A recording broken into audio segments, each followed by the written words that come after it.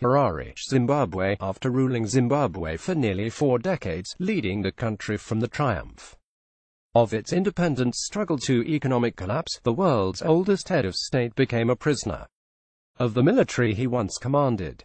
Robert Mugabe, 93, was detained along with his wife, according to a military announcement Wednesday. The move appears to end one of Africa's most controversial political dynasties while raising questions about what might come next: military rule, a transitional government, or a settlement that would allow Mugabe to return to power.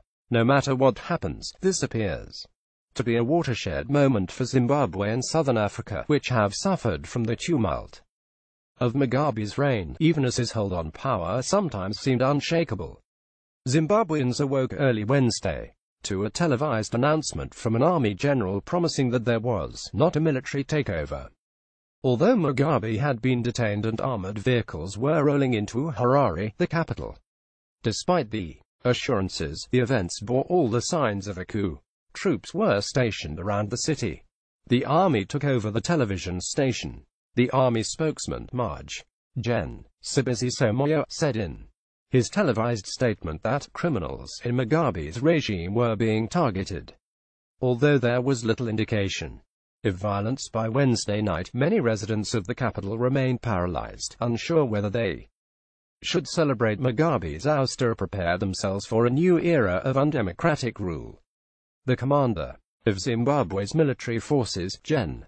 Constantino Chiwenga, made the move as a struggle over who will succeed the country's elderly leader came to a head. Mugabe led the country to independence from Britain in 1980, fighting in a guerrilla war that put an end to white minority rule. Upon becoming president, he galvanized the population with fiery speeches promising that Zimbabwe will never be a colony again. But that mantra lost much of its power in recent years, as Mugabe's presidency was marred by allegations of corruption, nepotism and repression. Zimbabwe went from being one of Africa's wealthiest nations to a country reeling under one of the highest inflation rates in modern history, its currency so devalued that it had to print a $100 billion note.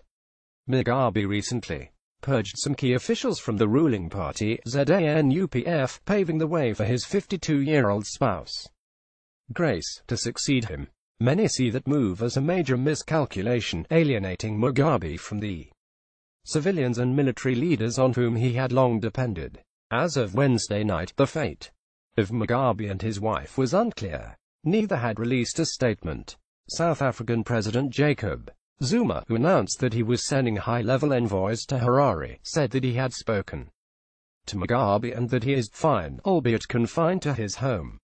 Mugabe and his family are safe and sound, and the security is guaranteed, Moyo, the Zimbabwean general, said in the televised statement. An armored vehicle blocked the road in front of Mugabe's offices as soldiers milled around. We are only targeting criminals around him who are committing crimes that are causing social and economic suffering, Moyo continued. The statement was played over and over on state television and radio, but no more details were provided. Rumors spread that a number of cabinet ministers had been arrested. At least one, Finance Minister Ignatius Chombo, was taken from his home by soldiers, according to an aide. But the military remained tight-lipped about Mugabe, his wife and other members of Mugabe's inner circle. We are not saying these names now, said Overson Mugwesi, a spokesman for the Zimbabwe Defense Forces. World leaders were monitoring the situation. The British Foreign Secretary, Boris Johnson, said that nobody wants simply to see the transition from one unelected tyrant to a next. The U.S. State Department refrained from calling the action a coup but said Washington was concerned by recent actions taken by Zimbabwe's military forces and called on authorities to exercise restraint. For decades, Mugabe had a reputation as an unwavering critic of many Western policies and international institutions. His supporters hailed him for actions such as the seizure of white-owned farms.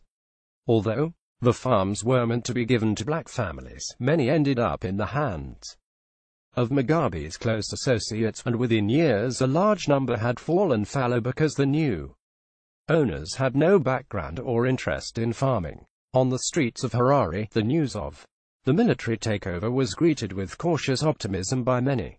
"We are happy that we are going to have another leader," said a man in Harare's Chitangwiza neighborhood who called himself Yemerai. "Even if it's going to be another dictator, we accept a new one.